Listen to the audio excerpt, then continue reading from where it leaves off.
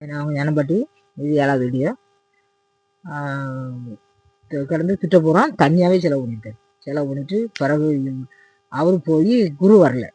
குரு வராமல் அதுக்கு பிறகு அவர் குரு வர்றதுக்கும் நாளாகி போச்சு. அதுக்கப்புறம் தாத்தா அங்கேருந்து திரும்ப மலையாளம் போய் அவர்கிட்ட கடந்து கூத்தாடி திரும்ப மலையாளத்தை அவரை கூப்பிட்டு வந்திருக்காங்க.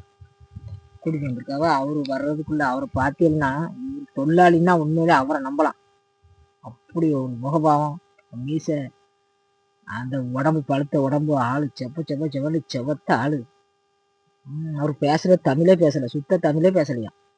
அவர் பேசுறது பூரா அந்த குரு சிஷிய மாதிரி ஒருத்தர் இருக்கான்ல, அவன் தான் சொன்னாங்க சுத்த மலையாளம். அப்படிதான் பேசினார். பேசி அவர் வந்தாராம். அவர் வந்து அடிச்சாராம். அடிச்சு சொன்னா எப்பா எல்லாருமே அங்கே சொந்த பந்தம் அத்தனையும் வந்துட்டு போல. ஏன்னா மலையாளத்துல இருந்து மலையாள கூட இங்கே வந்துருக்காரு பெரிய ஆளுன்னு சொன்ன உடனே அதில் பக்கத்தில் இருக்க சுற்று வட்டார ஆட்கள் பூரா எல்லாருமே உள்ள வந்துட்டாங்க. எனக்கு தெரியக்கூடாதுன்னு தாத்தா நினைச்சு தெரியாம கடந்து அடிச்சு கடைசியில் அது எப்படி ஊரை மூட உடம்புடையா வேணும். ஒன்றும் உடம்புடி தேவையில்லை. ஒரு நாள் வாய்க்கு போனா காலம் எல்லாரும் தெரிஞ்சுக்கணும். ஆக வீட்டில் இவ்வளோ பிரச்சனை பண்ணது, பிள்ளை இப்படி சுற்றி போட்டு அப்படின்னு சொன்ன உடனே ஊரே கொந்தளிச்சிட்டு தான் இருந்துட்டாங்க. என்ன இப்படி பண்ணுது அப்படின்ட்டு. அப்போ ஏதோ இருக்கு அப்படின்னு சொன்னா எல்லாருமே தெரிஞ்சுட்டாங்க. வந்துட்டு அந்த மலையாளத்துக்கு உடஞ்சாரு, அடிக்காரான். யாரையும் பக்கத்தில் ரோடெல்லாம் தூரத்துல தான் நிற்காது. எல்லாரும் அவர் தான் நின்று அடிச்சார்.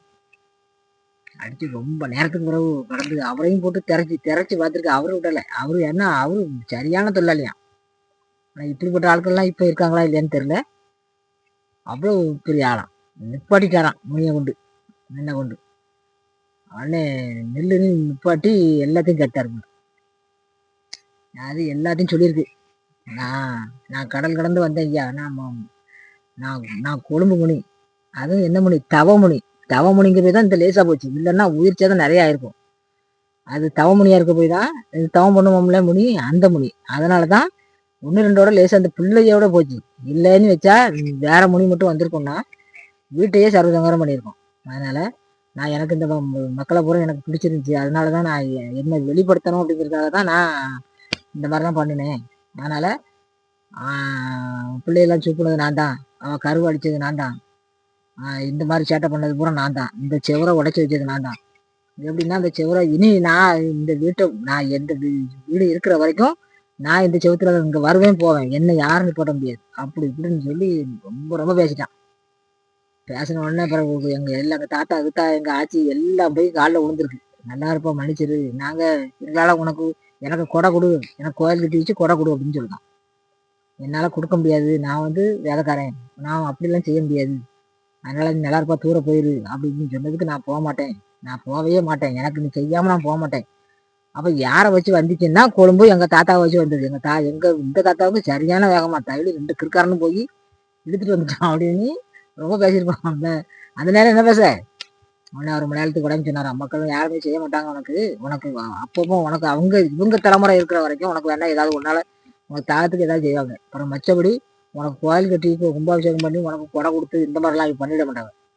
அதனால நீ தான் விலகி நிற்கணும் அப்படின்னு சொல்லி என்ன லம்ம வாங்கியிருக்காங்க.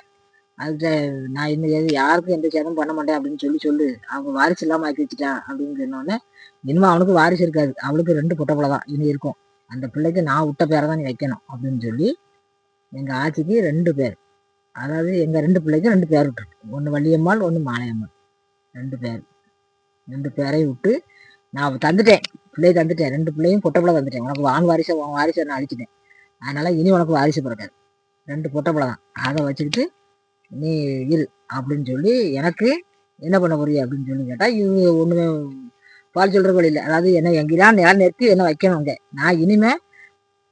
நான் அங்கே போய் இருக்க முடியாது, போக முடியாது அப்படின்னு சொல்லி இது கூத்தாடனோடனே இவங்க ஒன்றும் பண்ண முடியல. என்னது நம்ம நிலம் நிறுத்தி எங்கே கொண்டு வைக்க, எந்த கோயிலை கட்டி வச்சு நம்ம வச்சு கும்பிட்டா நம்ம காலங்காலமாக இதை கும்பிடலாம் செய்யணும் அப்படின்னு நினச்சி இவங்க நான் செய்ய மாட்டேன் போக மாட்டேன் அப்படின்னு இது பண்ணியிருக்காங்க. உடனே என்ன செஞ்சுட்டு எங்கள் தாத்தாவோட பையன் தரத்து பிள்ளை 2 பையன் இருக்கான்னு சொன்னோம்ல, அவர் வந்து அவள் வாலிய பையன் கெமிக்கலில் வேலை பார்க்குறாரு. கெமிக்கலில் வந்து வேலை பார்த்துக்கிட்டு இருக்காரு. அப்போ வந்து எங்கள் தாத்தா நைட் டியூட்டிக்கு கெமிக்கலுக்கு போயிருக்காரு. இது என்ன பண்ணிட்டு எங்கள் தாத்தாவோட மூத்த வாரிசு அங்கே கெமிக்கலில் நின்று அவரை பிடிச்சிட்டு ஆட்டுன்னு அங்கே கெமிக்கலில் நின்று அடித்தார். எங்கே அவர் வேலை பார்த்த இடத்துல கடந்த ஆட்டம் தாங்க முடியாத ஊழி இறையிறாராம். ஊரே கேட்குற அளவுக்கு சவுண்டு விட்றாராம். அவ்வளோ சவுண்டு விட்டு அங்கே சரியான திறப்பான். அவ்வளவு நீட்டாக இருப்பாராம் அவர். அவ்வளோ ஆளும் நல்லா செவத்த ஆள் சூப்பராக இருப்பார். அவர் அவ்வளோ நீட்டாக இருக்கிறவர். அந்த மாதிரி ஊழி இறஞ்சிக்கிட்டு அந்த மில்லுக்குள்ளே கிடந்து அலறாராம். கிடந்து அலறி அங்கே ஆட்டம் இங்கே உடுக்க அடிச்சுட்டு கிடக்காவோ அங்கே அவர் ஆட்டம் அடிக்கிட்டு கிடக்காரு. கடைசியில் அப்போ இந்த மாதிரி ஃபோனும் கிடையாது, ஒன்றும் கிடையாது. உடனே அவங்க எல்லாம் பிடிச்சி கயிற்றை போட்டு கட்டி எங்கள் தாத்தாவோட பையனை அந்த ஒரு மரத்தில் பிடிச்சி வச்சு கட்டி வச்சிருக்கான். கயிறு அறுத்து கயிறு அப்படி துண்டிச்சு நிற்காரான். பிடிக்க முடியல ஆள். அவ்வளோ வெறும் சேர்ந்தான் பிடிச்சி போட்டு கட்டிருக்காங்க. கட்டினாலும் கயிற்றுல கலந்து தொங்க தான் செய்கிறாரான். நாக்கெல்லாம் வெளியே தள்ளுதான், எவ்வளோ நீளத்துக்கு அப்படி தள்ளுதான். எல்லாருமே பயந்துட்டாங்க. பயந்து கடைசியில் இங்கே இதுங்க முடிவு சொல்கிற வரைக்கும் அங்கே அவரை ஆட்டி பறந்துச்சு. இதுகளுக்கு இது தெரியாது, அங்கே அவங்க கடந்து ஆடிட்டு நடக்காங்கிறது இதுகளுக்கு எங்கள் தாத்தாவுக்கு யாருக்குமே தெரியும். சரி மக்களை, அடுத்த வீடியோவில் போடுறேன்.